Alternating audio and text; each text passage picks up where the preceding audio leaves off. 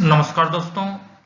आज हम अध्ययन करेंगे जल संसाधनों का विश्व वितरण एवं उनका उपयोग, world distribution and utilisation of water resources. जल संसाधन का संपूर्ण प्राणी जगत के लिए अति महत्वपूर्ण है। जल ही जीवन है, यह सार्वभौमिक सत्य है। जल का अनेक रूपों में उपयोग है। जैसा कि हम जानते हैं कि जल का पेयजल, घरेलू कार्य, सिंचाई, औद्योगिक क्रियाओं, परिवहन, मत्स्यन, विद्युत उत्पादन, ऐसे अनेकों रूपों में जल का उपयोग किया जाता है। इसीलिए तो कहा जाता है जल है तो कल है। प्रकृति में जल तीनों अवस्थाओं में पाया जाता है, तरल, ठोस और गैस। ये हम सब शुरुआती कक्षाओं से पढ़ते आ रहे हैं कि पृथ्वी के 71% भाग पर जल का आवरण है। किंतु यहां ये बात गौर कर लेने वाली है कि उस 71% का मात्र 2.8% भाग ही स्वच्छ जल है, मीठा जल है, जो सीधे तौर पे मनुष्य के काम आता है। पृथ्वी पर स्वच्छ जल की मात्रा सीमित है और उसका वितरण भी असमान है। बढ़ती हुई जनसंख्या, औद्योगिकीकरण, शहरीकरण, इन सबके कारण स्वच्छ जल की मात्रा में निरंतर कमी होती जा रही है और यह बात हमारे लिए चिंता का विषय है। पृथ्वी पर उपलब्ध जल क्षेत्र को उसकी स्थिति के आधार पर 3 वर्गों में बांटा जा सकता है, जिसे हम प्रमुख जलीय क्षेत्र या मेजर वाटर एरियाज कहेंगे। ग्राफीय प्रदर्शन से आप देख सकते हैं वो जल क्षेत्र कौन से हैं। प्रथम सागरीय जल, दूसरा धरातलीय जल, तीसरा भूमिगत जल।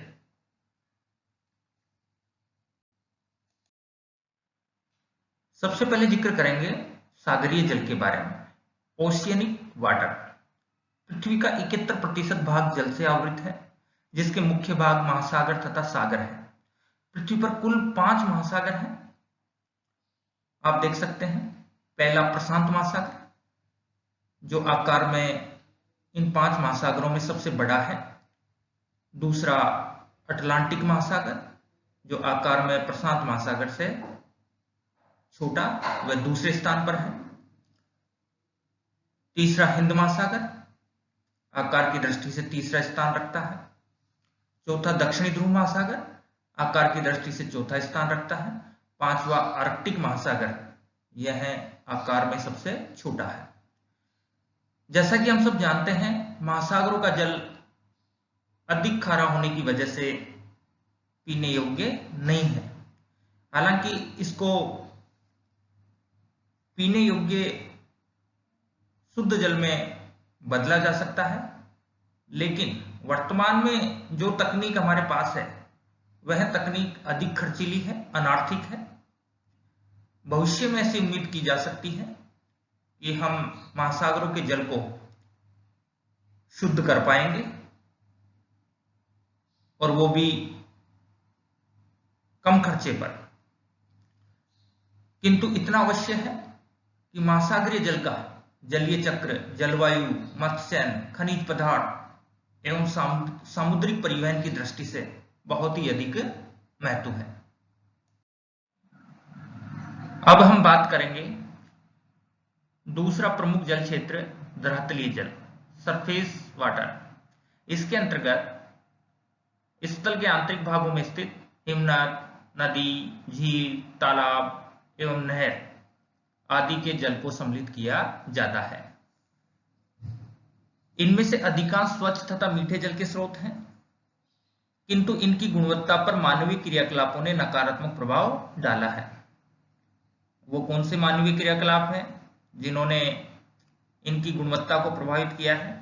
जैसा कि हम अनुभव कर सकते हैं, औद्योगिक तथा कृषि कार्य, इसके अतिरिक्त घरेलू अपशिष्ट, मलमूत्र आदि का इन जल स्रोतों में विसर्जन करने से इनकी गुणवत्ता प्रभावित हुई है। इनकी गुणवत्ता पर नकारात्मक प्रभाव पड़े हैं। इन धरातलीय जल स्रोतों में हिमनद तथा नदियां प्राकृतिक स्रोत हैं तथा सिंचाई व परिवहन के उद्देश्य से नदियों पर बांध बनाकर निकाली गई नहरें मानव निर्मित हैं, जबकि तालाब प्राकृतिक व मानव निर्मित होते हैं।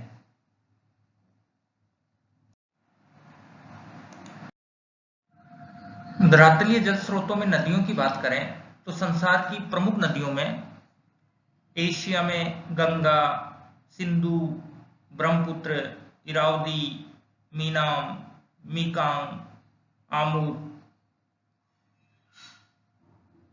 वांगो, यांगसी, शिकांग, अफ्रीका में कांगो, नील, नाइजर, जम्बेजी, दक्षिण अमेरिका में अमेजन, पराना, उत्तरी अमेरिका में Saint Lawrence, Mississippi, Colorado, Snake, Australia में मर्रे व डार्लिंग, यूरोप में Seine, Po, Danube, Dnieper, Dniester, Volga प्रमुख नदियां हैं। इन नदियों का पेयजल, सिंचाई, बिजली के उत्पादन तथा जिन भागों में अनुकूल परिस्थितियां हैं वहां परिवहन की दृष्टि से भी इनका बड़ा महत्व है।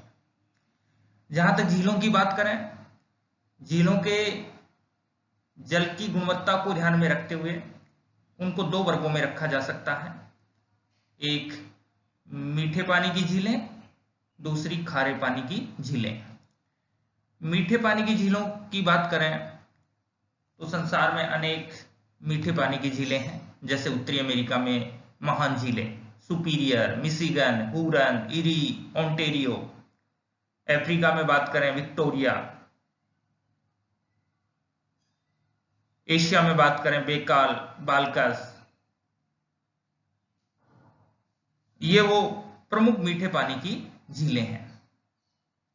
इसके अतिरिक्त खारे पानी की झीलों का जिक्र करें तो संसार में अनेक खारे पानी की झीलें हैं, जिनमें कैस्पियन सागर, भारत में जहां तक जिक्र करें सांबर, डीडवाना, पचपद्रा, लूणकरणसर, रेवासा। ऐसी अनेक संसार में खारे पानी की तथा मीठी पानी की झीलें मौजूद हैं। इन झीलों का उपयोग भी मीठे पानी की झीलों का सिंचाई की दृष्टि से बहुत अधिक महत्व है। इसके अतिरिक्त जहां अनुकूल परिस्थितियां हैं वहां इनमें जल परिवहन भी होता है, जैसे उत्तरी अमेरिका की महान झीलें नौगम्यता की दृष्टि से आदर्श हैं। इसके अतिरिक्त खारे पानी की झीलों से नमक का उत्पादन किया जाता है।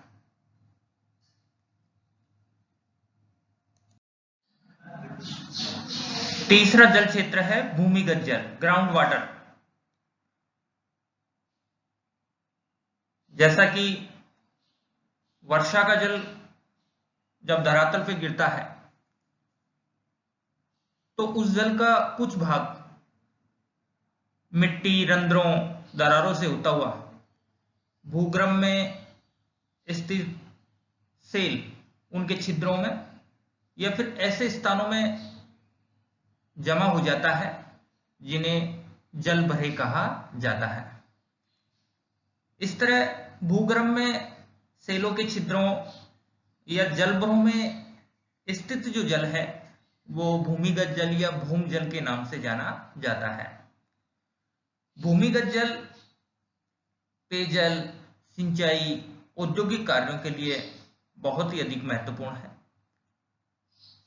लेकिन वर्तमान में मानवीय क्रियाकलापों ने भूमिगत जल की गुणवत्ता को भी प्रभावित किया है, क्योंकि मानवीय क्रियाकलापों की वजह से जलवायु में परिवर्तन हो रहे हैं, वर्षा की मात्रा में परिवर्तन हो रहा है, बढ़ती जनसंख्या, औद्योगिक कार्यों तथा कृषि भूमि के विस्तार के लिए आवश्यक जल की मात्रा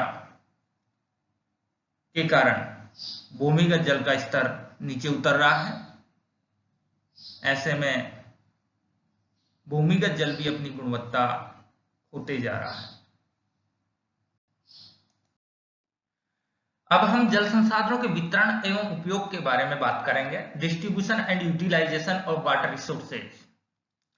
यदि हम प्रमुख जल क्षेत्रों धरातलीय जल, भूमजल तथा समुद्री जल की समेकित उपयोगिता को जाने तो उसके उपयोग अग्रलिखित हैं।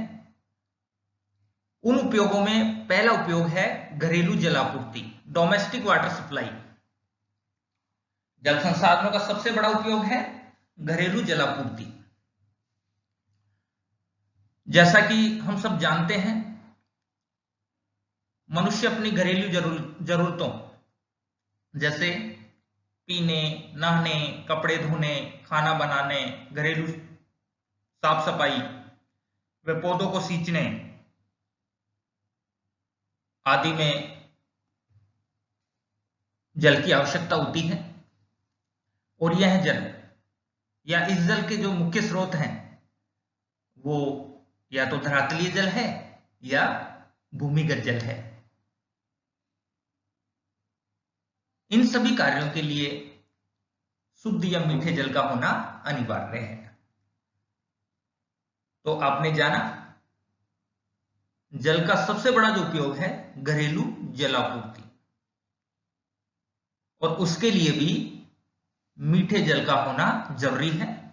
और ये मीठा जल हमें सागरों से तो प्राप्त होगा नहीं। इसके दो प्रमुख स्रोत हैं, धरातल पर स्थित नदियां, झील, तालाब। दूसरा भूमिगत जल, जिसे हम वेल और ट्यूबवेल के माध्यम से प्राप्त करते हैं। नदियां तथा झीलें अपने समीप स्थित नगरों की जलापूर्ति के स्रोत हैं। संसार में ऐसे अनेक उदाहरण देखे जा सकते हैं। जहां तक भारत की बात करें, भारत में गंगा के किनारे बसे कानपुर व वाराणसी, यमुना के किनारे बसे आगरा व दिल्ली, हुगली के किनारे बसा कोलकाता। दूसरे देशों की बात करें तो ब्रिटेन में टेम्स के किनारे बसा लंदन, फ्रांस में सीन नदी के किनारे बसा पेरिस, जर्मनी में राइन नदी के किनारे बसा कोलोन, मिस्र में नील नदी के किनारे बसा कायरा। जहां तक झीलों की बात करें, यूएसए में मिशिगन झील के सहारे बसा शिकागो नगर। ऐसे संसार में अनेक बड़े नगर हैं जिनकी अवस्थिति या तो नदियों के समीप है या झीलों के समीप। इन नदियों तथा झीलों में अधिकांश नदियों तथा झीलों के जल की गुणवत्ता में गिरावट आई है। उसका सबसे बड़ा कारण है कि इन नदियों तथा झीलों के सहारे बसे बड़े नगरों से प्रतिदिन निकलने वाला घरेलू अपशिष्ट व मलमूत्र तथा तरल व ठोस औद्योगिक कचरा इन नदियों तथा झीलों में विसर्जन किया जाता है, जिसके कारण वे नदियां तथा झीलें जिनके सहारे बड़े नगर बसे हुए हैं, उनका जल या उनके जल की गुणवत्ता में गिरावट आई है, जो हमारे लिए एक चिंता का विषय है। जल का दूसरा बड़ा उपयोग है सिंचाई या इरिगेशन। कृषि फसलों की सिंचाई में धरातलीय तथा भूमिगत जल का उपयोग होता है। सागरीय जल अधिक खारेपन की वजह से उपयोगी नहीं है और सिंचाई की जरूरत उन क्षेत्रों में अधिक होती है जिन क्षेत्रों में वर्षा की मात्रा कम होती है तथा वर्षा के वितरण में असमानता देखने को मिलती है, साथ ही अनियमितता भी होती है। यानी कभी वर्षा हो गई, कभी नहीं हुई, कभी हुई, फिर उसके बाद एक लंबे अंतराल के बाद नहीं हुई। तो इस तरीके से जिन क्षेत्रों में वर्षा की मात्रा बेहद कम होती है या फिर वहां वर्षा के वितरण में असमानता या अनियमितता पाई जाती है, उन क्षेत्रों में फसलों को बचाने के लिए या फसल उत्पादन के लिए कृत्रिम विधियों से फसलों को सिंचित किया जाता है। संसार में कुल सिंचित क्षेत्र 24 करोड़ हेक्टेयर है, जिसका 64% भाग एशिया में स्थित है। सिंधु, गंगा, ब्रह्मपुत्र, यांगसी, इरावदी, मीनाम, मिकांग, पो, राइन, डैन्यूब, ला प्लाटा, कोलोराडो तथा मर्रे डार्लिंग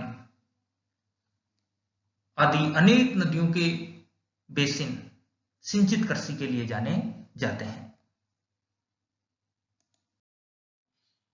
जल का तीसरा बड़ा उपयोग है औद्योगिक जलापूर्ति, इंडस्ट्रियल वाटर सप्लाई। उद्योगों में बड़ी मात्रा में जल की आवश्यकता होती है और इस जल का प्रमुख स्रोत धरातलीय जल तथा भूमिगत जल होता है। क्योंकि शुद्ध जल की आवश्यकता होती है, इसलिए यहां भी सागरीय जल औद्योगिक कार्यों के लिए महत्व नहीं रखता। लोहा इस्पात उद्योग, कागज व लुगदी उद्योग, ईंट उद्योग, वस्त्र उद्योग, चमड़ा उद्योग, अल्कोहल उद्योग, ये वो प्रमुख उद्योग हैं जिनमें बड़ी मात्रा में जल की खपत होती है। हालांकि किसी न किसी रूप में प्रत्येक उद्योग में जल की आवश्यकता होती है, लेकिन लोहा इस्पात उद्योग, कागज व लुगदी उद्योग, ईंट उद्योग, वस्त्र उद्योग, चमड़ा उद्योग, अल्कोहल उद्योग, ये वो प्रमुख उद्योग हैं जिनमें बड़ी मात्रा में जल की आवश्यकता होती है। जैसे उदाहरण के लिए वस्त्र उद्योग में कपड़ों की रंगाई, छपाई व धुलाई में बड़ी मात्रा में जल आवश्यक है। उद्योगों से निकलने वाला तरल व ठोस कचरा जल स्रोतों में छोड़ने से जल स्रोतों की गुणवत्ता में कमी आई है। इससे मीठे जल के दोनों स्रोत, चाहे वो धरातलीय जल हो या भूमिगत जल, दोनों की गुणवत्ता प्रभावित हुई है। आप समझ सकते हैं कि बड़े शहरों से प्रतिदिन निकलने वाला घरेलू अपशिष्ट, मलमूत्र के अतिरिक्त औद्योगिक संस्थानों से निकलने वाला तरल व ठोस अपशिष्ट इन जल स्रोतों में छोड़ने से वो जल स्रोत दूषित हो जाते हैं। इतना ही नहीं, उन जल स्रोतों का जल रिश्ता वो भूगर्भ में जब पहुंचता है तो वो भूगर्भिक जल की भी गुणवत्ता को प्रभावित करता है। उदाहरण के तौर पे हम देखें तो गंगा नदी कानपुर के समीप सर्वाधिक दूषित है। उसका सबसे बड़ा कारण है कानपुर औद्योगिक नगरी है और यहाँ के चमड़ा उद्योग तथा वस्त्र उद्योग से निकलने वाला दूषित पानी गंगा में छोड़ा जाता है। इसलिए गंगा नदी कानपुर के समीप सर्वाधिक दूषित है।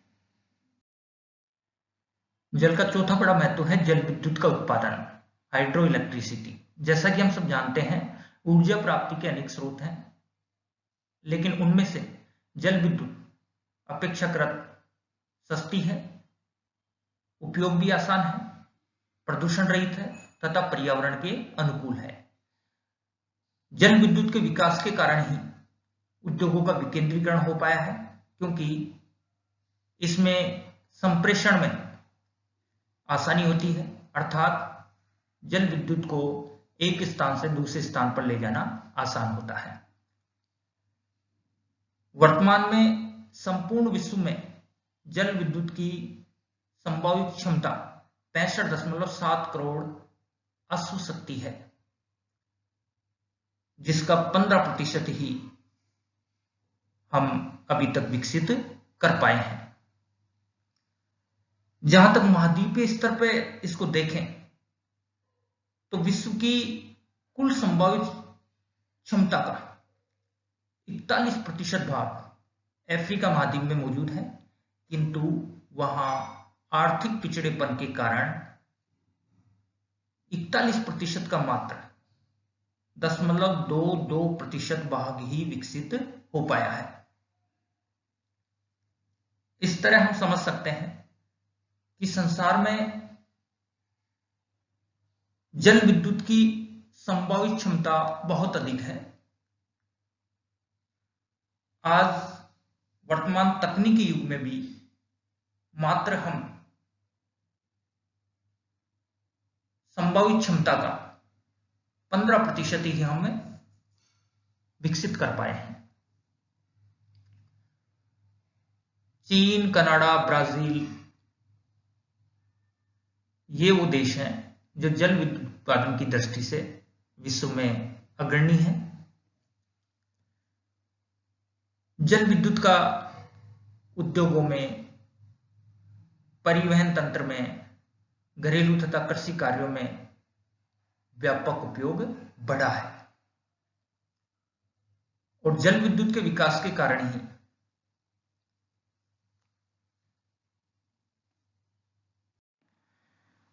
निर्जन व एकांत क्षेत्रों में भी हम ऊर्जा की उपलब्धता सुनिश्चित कर पाए हैं। जल संसाधनों का खनिज प्राप्ति की दृष्टि से भी महत्व है। उदाहरण के लिए कुछ खारे पानी की झीलों से नमक तथा पोटास जैसे खनिज प्राप्त किए जाते हैं। जैसे राजस्थान में सांबर, डीडवाना, पचभद्रा, लूणकरणसर, रेवासा ऐसी अनेक खारे पानी की झीलें हैं जिनसे नमक का उत्पादन किया जाता है। इसके अतिरिक्त समुद्री खारे पानी से भी नमक तैयार होने लगा है। इस दृष्टि से संयुक्त राज्य America, United state America, France, Britain, Bharat, चीन, जापान आदि देश अग्रणी है। यानी ऐसी तकनीक इजाद कर ली है कि अब समुद्री खारे पानी से भी नमक बनाया जाने लग गया है। जल संसाधनों का एक और बड़ा महत्व है मत्स्यन यानी फिशिंग। विश्व की कुल उत्पादित मछलियों में से 84% खारे जल से यानी समुद्री भागों से तथा 14% ताजे जल में अर्थात आंतरिक जल स्रोतों, खासकर नदियों, झीलों, तालाबों में पकड़ी जाती है। जहां तक समुद्री या खारे जल के मत्स्य क्षेत्रों की बात करें तो अटलांटिक महासागर का उत्तरी पूर्वी भाग तथा उत्तरी पश्चिमी भाग, प्रशांत महासागर का उत्तरी पूर्वी भाग तथा उत्तरी पश्चिमी भाग, ये संसार के प्रमुख समुद्री मत्स्यन के क्षेत्र हैं। इसके अतिरिक्त प्रशांत महासागर में पेरू के तट के समीप समुद्री भाग, हिंद महासागर के समुद्र तटीय भाग, भूमध्य सागर, काला सागर, ये भी वो समुद्री क्षेत्र हैं जो मछली पकड़ने की दृष्टि से अधिक महत्व रखते हैं। जहां तक स्थल के आंतरिक भागों में स्थित मत्स्य क्षेत्रों की बात करें तो गंगा, ब्रह्मपुत्र, गोदावरी, ये वो भारत की नदियां, चीन में यांगसी, वांगो, शिक्यांग, दक्षिण पूर्व एशिया में इरावदी, मीकांग, मीनाम, दक्षिण अमेरिका में ओरेनिको, अमेजन, लाप्लाटा, अफ्रीका में नील, यूरोप में निप्पर, डेन्यूब, डॉन, वोल्गा, यूराल। ऐसी अनेक नदियां हैं जिनसे बड़ी मात्रा में मछलियां पकड़ी जाती हैं। इसके अतिरिक्त स्थलीय मत्स्य क्षेत्रों में स्थल के आंतरिक भागों में स्थित तालाब, झील तथा नदियों पर बांध बनाकर निकाली गई नहरों से भी मछलियां पकड़ी जाती हैं। मछली उत्पादन की दृष्टि से चीन, इंडोनेशिया, भारत, पेरू, यूएसए अग्रणी राष्ट्र हैं। जल का एक और बड़ा महत्व है जल परिवहन। जल परिवहन की दृष्टि से समुद्री जल क्षेत्र तथा धरातलीय जल क्षेत्र दोनों ही महत्वपूर्ण हैं। परिवहन की जितनी भी विधाएं हैं उन सब में जल परिवहन सबसे अधिक सस्ता है। यह अंतरराष्ट्रीय व्यापार का भी आधार है। जहां तक आंतरिक जल क्षेत्रों की बात करें, यूरोप में राइन, डेन्यूब तथा वोल्गा नदियां जल परिवहन की दृष्टि से अधिक महत्वपूर्ण है। राइन नदी को यूरोप की लाइफलाइन कहा जाता है। यह संसार की सबसे अधिक व्यस्तम नदी है। चीन में यांगसी नदी, भारत में गंगा व ब्रह्मपुत्र नदी, अफ्रीका में नील नदी, दक्षिण अमेरिका में पराना व मैग्डालेना नदी,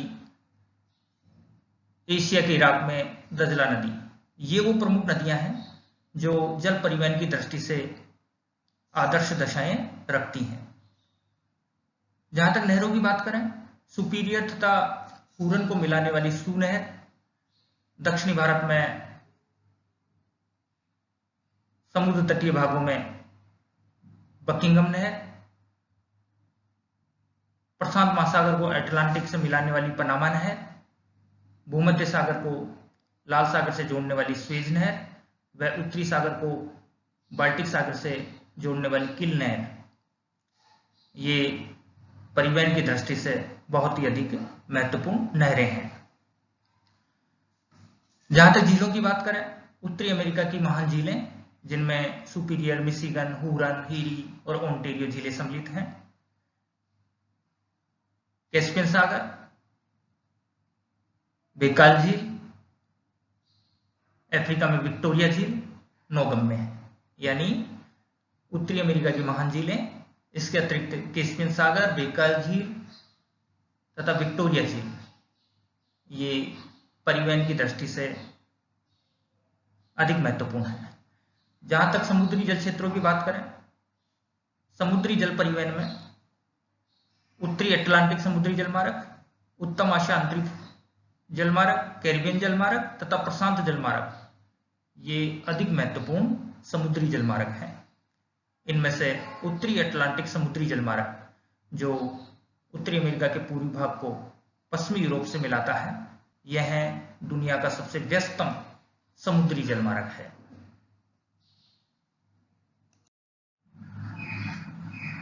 इस प्रकार हमने